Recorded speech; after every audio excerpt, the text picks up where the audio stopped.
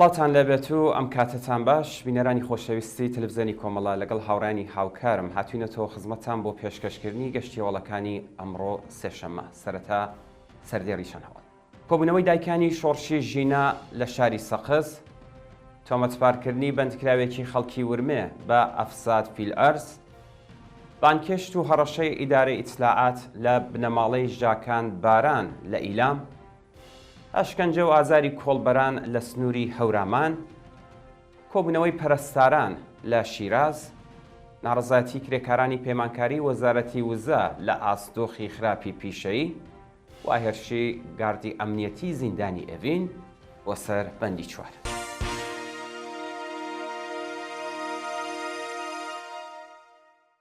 درێژەی هەواڵەکان کۆبوونەوەی دایکانی شۆڕشی ژینە لە شاری سەقز ڕۆژی دووشەممە 21 جۆزەردان دایکانی شۆڕشی ژینە لە شارەکانی بووەکان و سەقز کۆبوونەوە و ڕێزیان لە یادی ئازیزانیان گرت.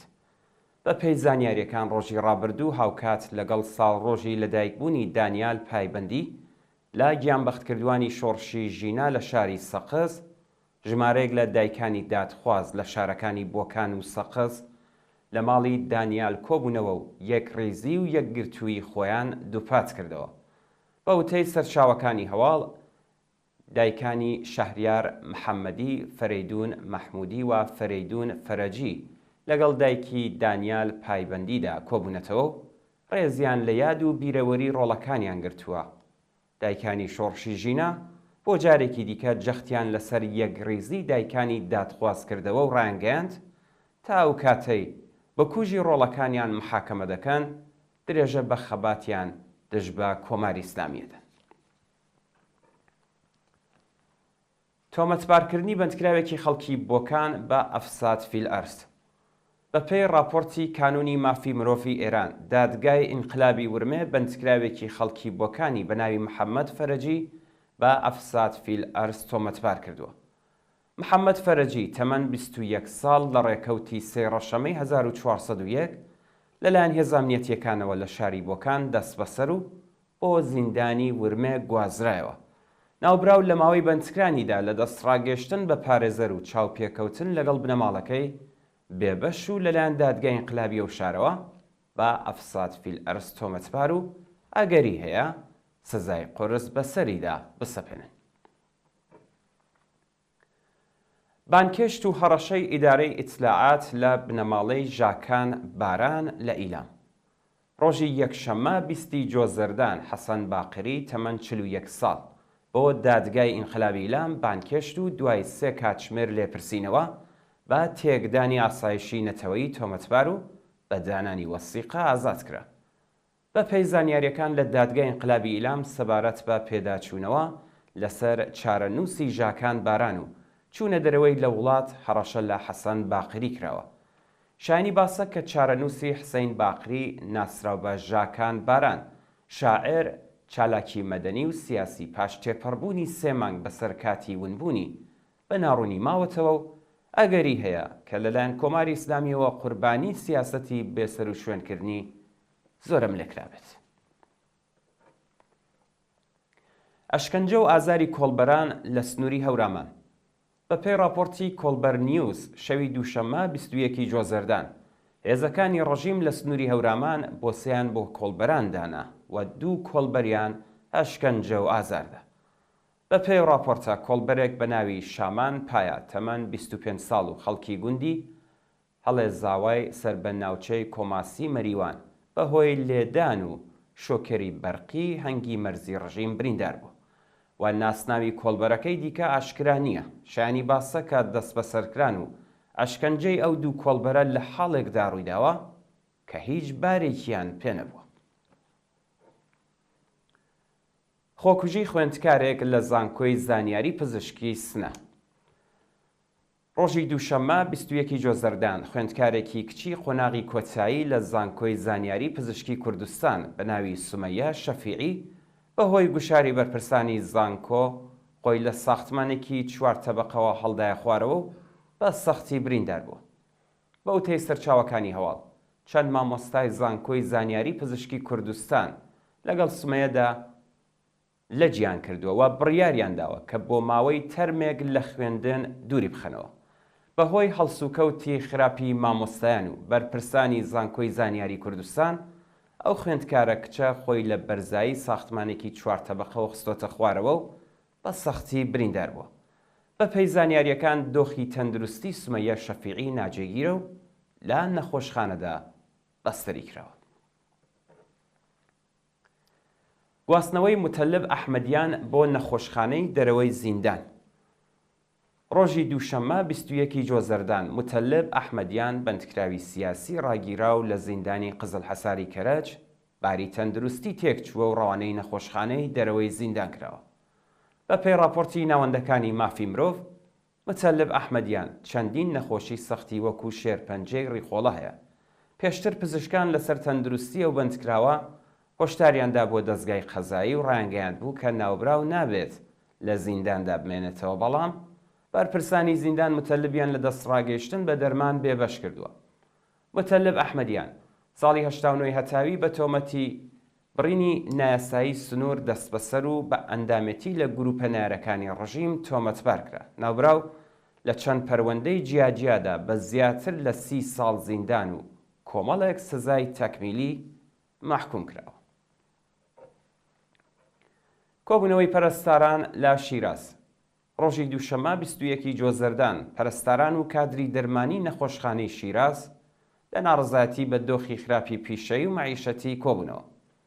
بە پێی زانیاریەکان پەرستارانی شیراز بە وتنەوەی دروشمی پەرستار بێدارە و لە هەڵاواردن بێزارە ناڕزایەتی خۆیان لە ئاسکەمی حەقدەست، نەدانی ئیزافەکاری و کارانە، کەمی تەعرەفە و نەبوونی ئەمنیەتی پیشەیی دەربڕیوە. ناڕازیان هەروەها خوازیاری کەمکردنەوەی سەعاتی کار و دامەزراندنی هێزی کاری نێبوو. ناڕزایەتی کرێکارانی پەیمانکاری وەزارەتی وزە لە ئاستۆخی خراپی پیشەی. کرێکارانی پەیمانکاری سەر بە وەزارەتی وزە لە ئاستۆخی خراپی پیشەی و معیشەتی ناڕازین و داوا دەکەن شرکەتە پەیمانکاریەکان وەلا بنرێن. بە پێی راپۆرتەکان کرێکارانی شاغڵ لە ئیدارەی بەرقی سەرانسەری وڵات خوازیاری وەلانانی پەیمانکار، زیادکردنی حەقدەست و مەزایە، واژۆکردنی گرێبەست بە شێوەی ڕاستەوخۆ لەگەڵ دەوڵەت، تەزمینی ئەمنیەتی پیشەیی، دابینکردنی ئیمکاناتی ڕفاهی و بیمەی تەکمیلی، هەروەها هاوسانسازی حەقدەستیش بوو. چالاکی گەنجانی ئازادیخواز بۆ پشتیوانی لە بەندکراوانی سیاسی. بە پێی ئەو ڤیدیۆیانەی لە تۆڕۆکۆمەڵایەتیەکاندا بڵاوکراوەتەوە، کۆمەڵێک لە گەنجانی شۆڕشگێر لە چەند شاری ئێران بۆ پشتیوانی لە بەندکراوانی سیاسی چالاکیان ئەنجام داوە. کچان و کوڕانی ئازادیخواز و بەرابەری تەڵەب لە شارەکانی ئیسفەهان، تاران، کەرەج و مەشهەد بە بڵاوکردنی تراکت و نووسینی درۆژ پشتیوانی خۆیان لە هەموو بەندکراوانی سیاسی ڕاگەیاندووە و خوازیاری ئازادی بێشەرت و مەرجی توماج ساڵحی بوون. چالاکوانان هەروەها دژ بە سزای ئێعدام دروشمیان بەرز کردەوە و خوازیاری هەڵوەشاندنەوەی سزای سێدارە لە ئێران بوو. هێرشی گاردی ئەمنیەتی زیندانی ئەڤین بۆ سەر بەندی چوار. ڕۆژی یەکشەممە 20 جۆزەردان گاردی ئەمنیەتی زیندانی ئەڤین هێرشی کردە سەر ساڵۆنی یەکی بەندی چوار و بەندکراوانیان ئەشکەنجە و ئازاردە. بە پێی زانیاریەکان هێز ئەمنیەتیەکانی ڕژیم وێڕای پشکنینی بەند و شکاندنی کەرەستەی بەندکراوان کۆمەڵێک لە کەلوپەلی شەخسی زیندانیانیان زەوت کردووە. شایانی باسە کە بەندکراوانی بەندی چوار زۆربیان ئەمنیەتی و سیاسین و مامورانی ڕژیم وێڕای بێڕێزیکردن بە زیندانیان بە باتوم چەند کەسیان داوەتە بەرلێدان. بە وتەی سەرچاوەکانی هەواڵ، ساڵۆنی یەکی بەندی چوار لەلایەن بەرپرسانی زیندانەوە پلۆم کراوە و کۆمەڵێک بەندکراوی نەخۆش لە دەستڕاگەیشتن بە دەرمان بێبەشکراوە.